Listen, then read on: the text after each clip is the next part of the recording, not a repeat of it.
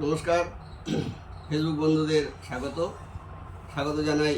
Google's, YouTube এবং ফেসবুকে কর্মরত সকল দাদাভাই ও দিদিভাইদের স্বাগত জানাই। কারকেমিকার দাদাভাই ও দিদিভাইদের, আপনারা সকলে ভালো থাকুন। শুরু করছি হারিয়ে যাওয়া শিল্পীদের নিয়ে অনুষ্ঠান কথায় ও গানে তোমায় পড়েছে মনে। আজ যাকে ভীষণ মনে পড়ছে তিনি কিংবদন্তি শিল্পী শ্রদ্ধেয় পদ্মশ্রী মান্না দে। আজ ওনার দ্বাদশ প্রয়াণ দিবস।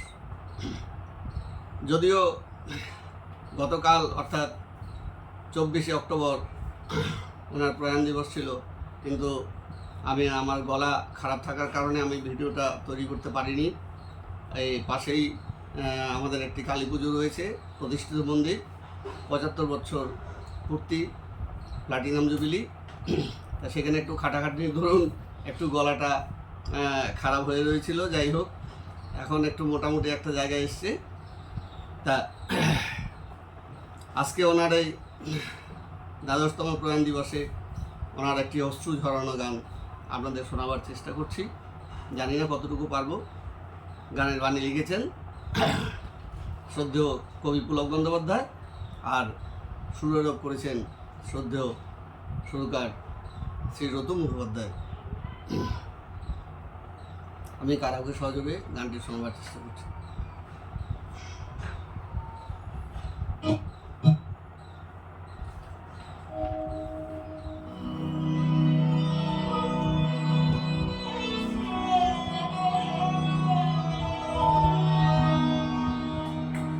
রাত জাগা দুটি চোখ যেন দুটি কবিতা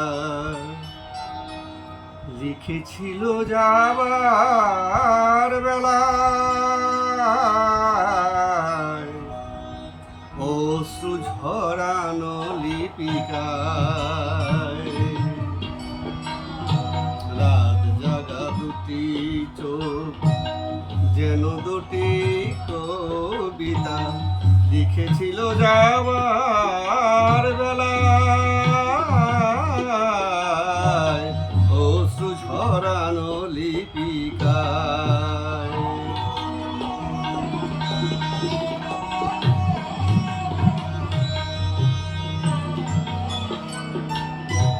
তখনও বুঝিনি আমি কি কথা নিয়ে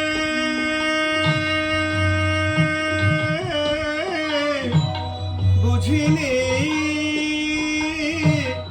আমি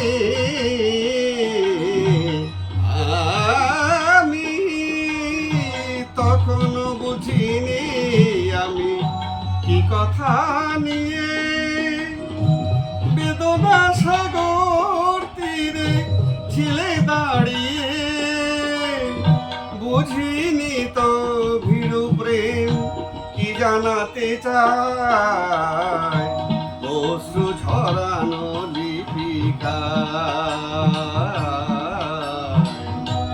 অশ্রু ঝরানো লিপিকায়।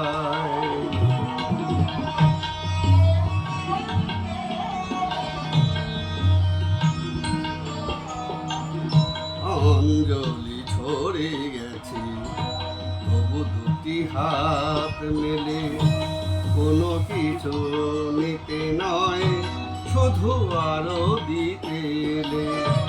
তখনও ভাবিনি আমি কি আশা করে,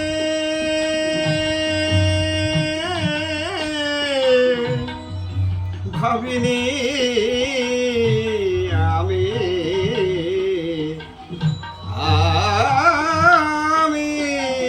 ভাবিনি